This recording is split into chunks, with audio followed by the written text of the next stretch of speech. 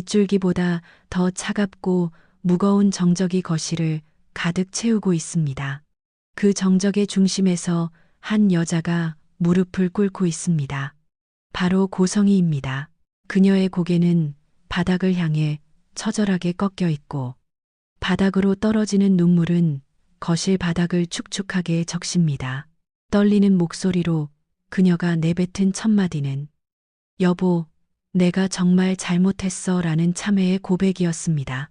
하지만 그녀를 내려다보는 박진석의 눈빛은 한겨울 서리보다 더 냉담합니다. 26년이라는 세월을 함께하며 사랑했던 아내의 눈물이건만 진석의 표정에는 그 어떤 연민의 기색도 찾아볼 수 없습니다.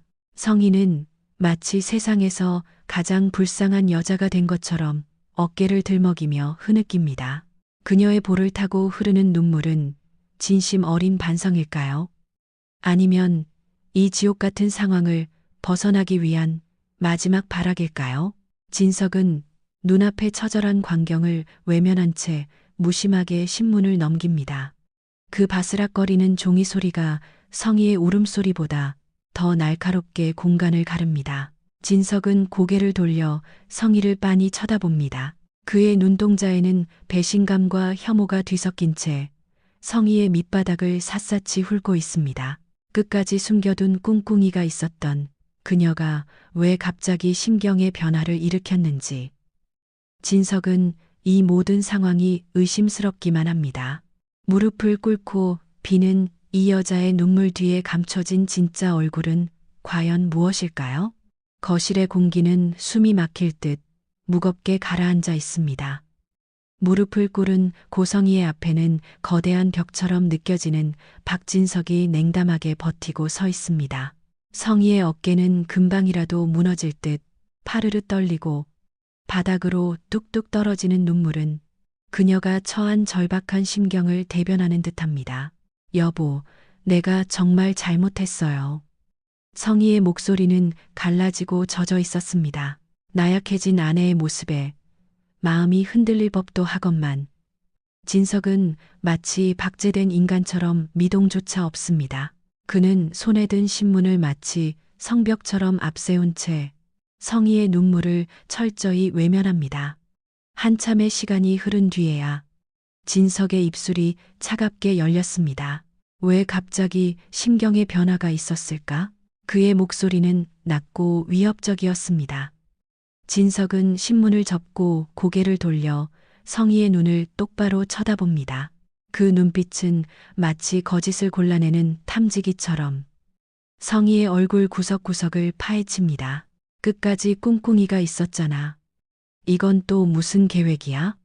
진석의 질문은 날카로운 칼날이 되어 성희의 심장에 꽂힙니다. 성희는 세차게 고개를 저으며 억울하다는 듯 가슴을 칩니다. 아니야 여보. 이제 아무것도 안 할 거야. 성희는 비장한 표정으로 진석을 올려다보며 자신의 진심을 믿어달라 애원합니다. 자신을 끝까지 믿어준 사람에게 해서는 안 될 짓을 했다는 자책 섞인 고백이 이어집니다. 하지만 진석은 그녀가 한 발짝 다가오려 하자 차가운 손짓으로 제지합니다. 보이지 않는 선을 그어버린 남편의 태도에 성희는 그 자리에 얼어붙고 맙니다. 26년의 믿음을 산산조각낸 여자의 뒤늦은 참회.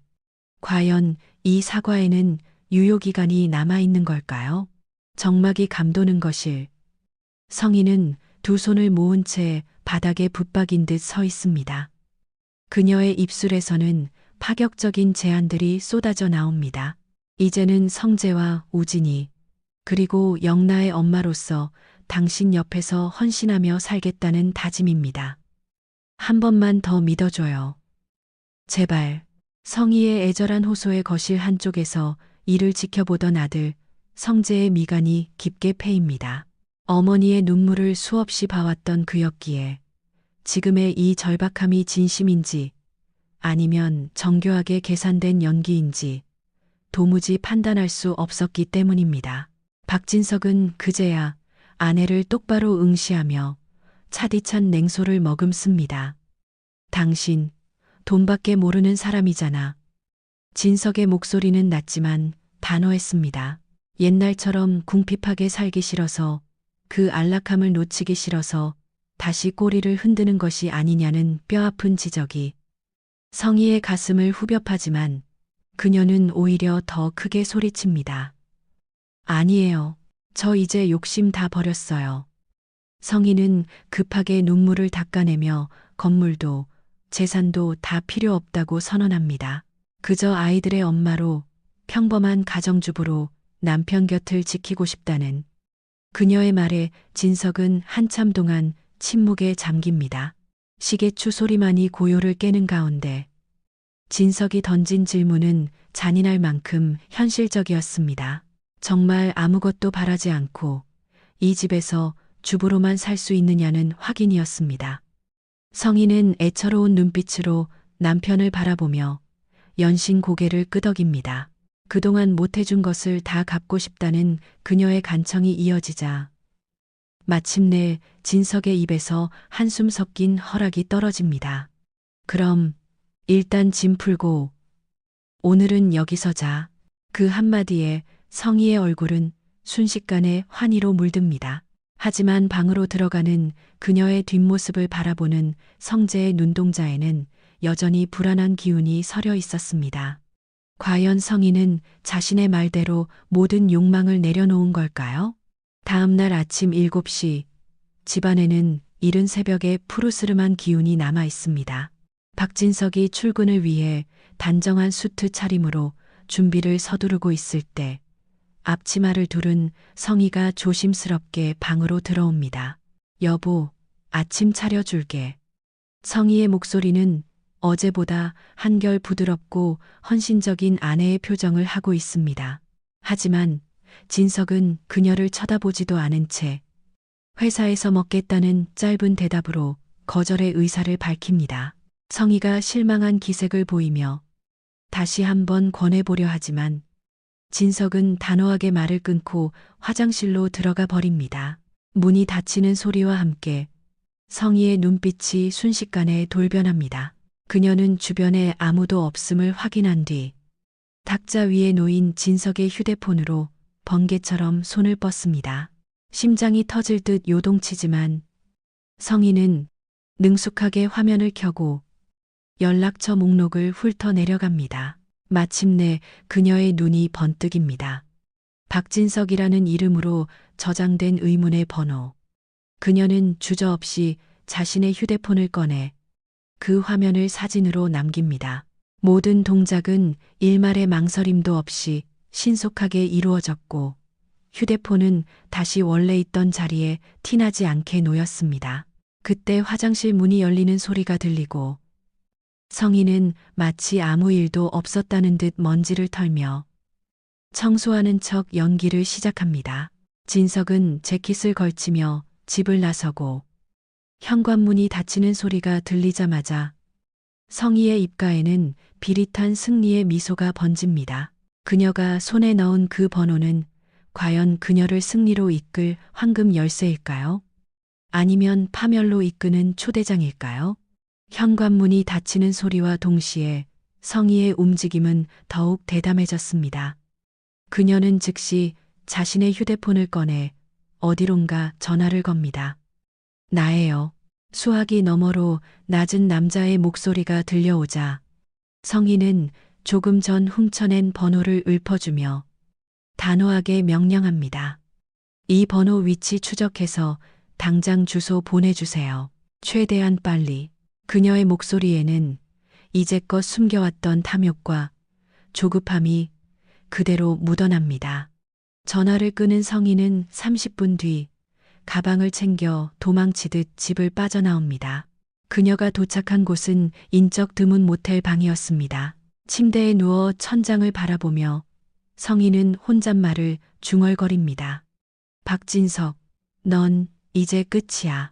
그녀의 눈동자에는 이미 진석을 무너뜨리고 다시 불을 거머쥔 자신의 모습이 투영되고 있었습니다. 그때 휴대폰 진동이 정적을 깨고 위치를 찾았다는 남자의 보고가 들려옵니다.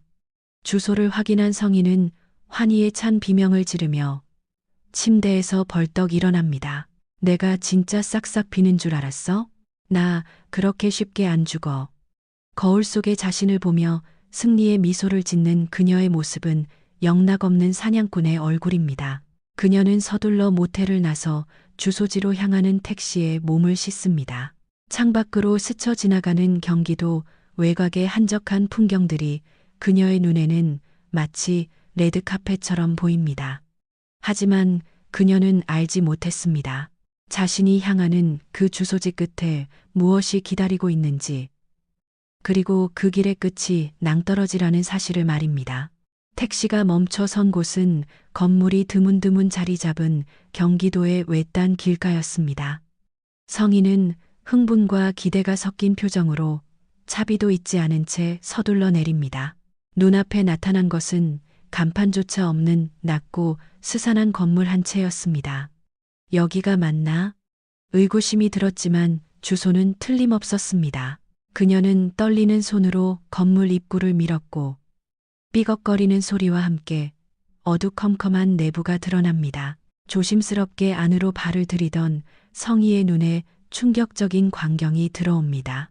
방 한가운데 놓인 의자, 그리고 그곳에 꽁꽁 묶여있는 남자는 바로 성희가 고용했던 심부름꾼이었습니다. 경악한 성희가 뒷걸음질 치려는 찰나 의자 옆 어둠 속에서 한 남자가 천천히 모습을 드러냅니다. 바로 박진석이었습니다. 그는 팔짱을 낀 채 여유로운 표정으로 성희를 내려다보고 있었습니다. 성희의 얼굴은 순식간에 핏기가 가시며 창백하게 질려버립니다. 당신이 왜 여기 있어? 그녀의 비명 섞인 질문이 공허한 벽에 부딪힙니다. 그 순간 좌우에서 검은 양복을 입은 사내들이 나타나 그녀의 양팔을 거칠게 낚아챕니다. 아무리 발버둥쳐도 바위처럼 단단한 사내들의 소나기에서 벗어날 수는 없었습니다. 진석은 한 발짝씩 성희에게 다가오며 차가운 냉소를 흘립니다. 이 공간은 처음부터 그녀를 위해 준비된 무대였습니다. 자신이 사냥꾼이라 믿었던 성희는 사실 진석이 쳐놓은 촘촘한 그물 속으로 제 발로 기어들어온 사냥감에 불과했습니다.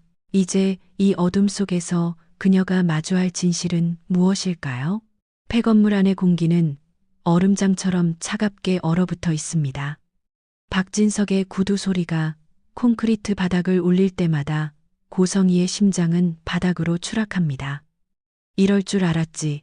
진석의 목소리는 너무나 평온해서 오히려 더 공포스럽게 다가옵니다.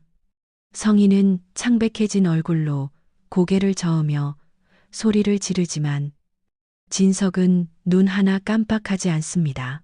그는 당신이 결코 순순히 사과할 사람이 아니라는 것을, 아니, 그럴 수 없는 인간이라는 것을 이미 알고 있었습니다.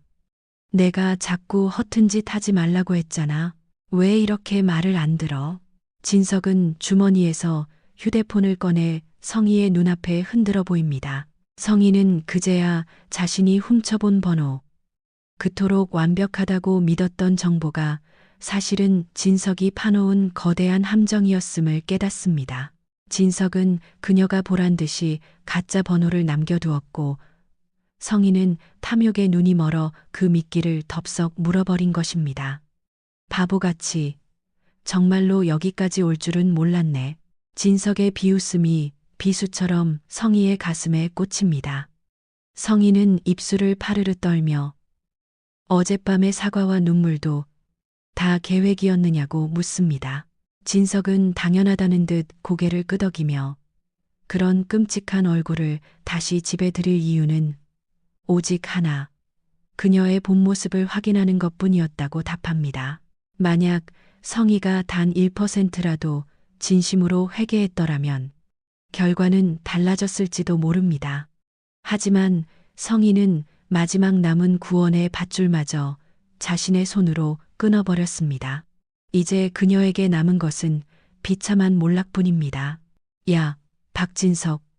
성희의 비명 섞인 외침이 공허한 폐건물 안을 울리지만 진석의 눈빛은 이미 죽은 사람을 보듯 차갑습니다. 당신은 내가 주는 마지막의 마지막 기회마저도 제 손으로 버렸어. 진석의 목소리가 한 톤 높아지며 건물을 압도합니다. 이제 그녀가 갈 곳은 그녀가 원래 있던 누추한 자리도 화려한 저택도 아니었습니다. 진석은 곁에 선 검은 양복의 사내들에게 짧게 고개를 까딱합니다. 사내들이 성희를 질질 끌고 나가기 시작하자 성희는 미친 듯이 발버둥치며 소리를 지릅니다. 하지만 건장한 사내들의 힘 앞에서 그녀의 저항은 무력하기만 합니다. 주차장에는 검은색 봉고차 한 대가 거대한 관처럼 입을 벌리고 서 있었습니다. 성희가 차 안으로 거칠게 밀어 넣어지고 문이 닫히는 순간 그녀의 세상은 암흑으로 변합니다. 차창을 두드리며 살려달라고 어디로 가는 거냐고 울부짖는 성희의 외침에도 운전석의 남자는 기계처럼 앞만 주시할 뿐입니다. 30분 뒤 차가 멈춰선 곳은 도심에서 멀리 떨어진 경기도 외곽의 삭막한 건물이었습니다. 건물 외벽에 붙은 정신병원이라는 네 글자를 확인한 성희의 눈동자가 경악으로 뒤흔들립니다. 나 정신병자 아니야. 놔줘. 그녀의 절규는 하얀 가운을 입은 간호사들의 차가운 손길에 묻혀버립니다. 병원의 자동문이 닫히는 순간 고성이라는 여자의 사회적 생명도 그 너머로 영영 사라지고 있었습니다. 같은 날 저녁, 박진석의 저택은 폭풍이 지나간 뒤처럼 기괴한 고요에 잠겨 있습니다. 거실에서 차를 마시며 초조하게 아버지를 기다리던 성재는 현관문이 열리고 들어오는 진석의 모습에 급히 자리에서 일어납니다. 아버지, 그 여자는 어떻게 됐습니까? 진석은 소파에 깊숙이 몸을 묻으며 한숨을 내쉽니다. 그는 성재에게 성희가 아침에 자신의 휴대폰을 뒤져 가짜 번호를 찾아냈고 결국 스스로 함정에 뛰어들었다는 사실을 담담하게 전합니다. 성재는 어머니의 끝없는 탐욕에 깊은 탄식을 내뱉습니다. 정신병원에 보냈어. 진석의 짧은 한마디에 성재는 숨을 들이켜며 얼어붙습니다. 아무리 증오했던 어머니였지만 그 최후가 정신병원이라는 사실은 아들에게도 커다란 충격이었습니다. 하지만 진석은 단호했습니다. 성희는 마지막 기회마저 배신으로 응답했고 이제 그녀가 갈 곳은 그곳뿐이라는 것이 진석의 판단이었습니다.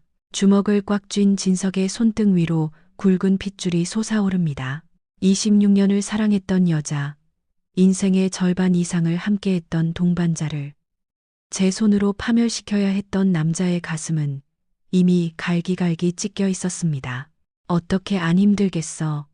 씁쓸하게 웃는 진석의 눈가에 결국 참았던 눈물이 맺힙니다. 복수는 끝났지만 그 끝에는 승리의 환호, 대신 씻을 수 없는 상처와 허망함만이 남겨져 있었습니다.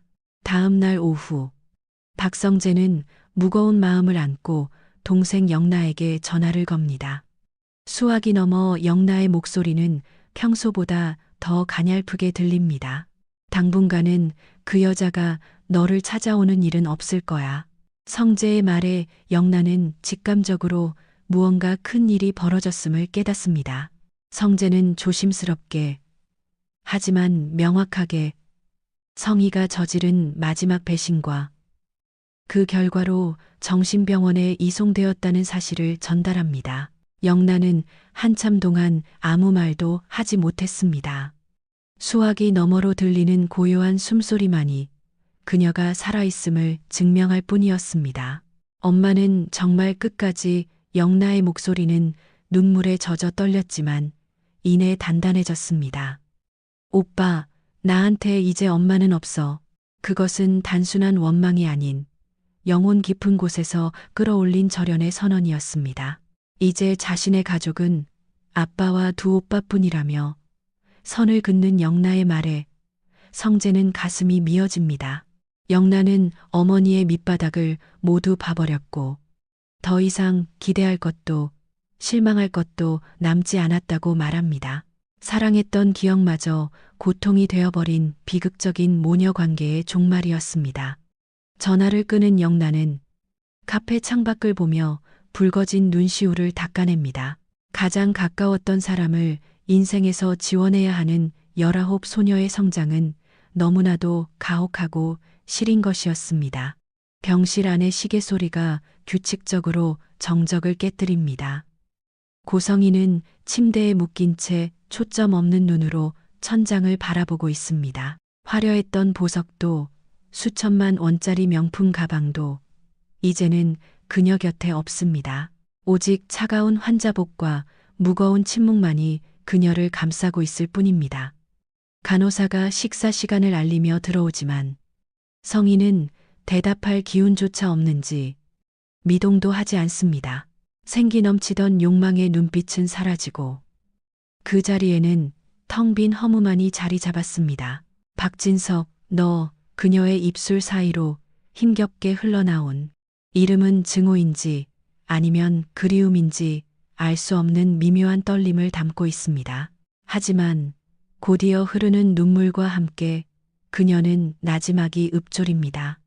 내가 졌어.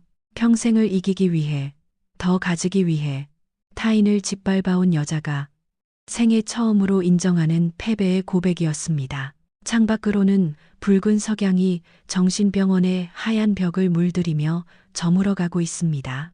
한때 누군가의 아내였고 누군가의 어머니였던 고성이의 화려한 인생은 그렇게 아무도 찾지 않는 병실 구석에서 차갑게 저물어갑니다.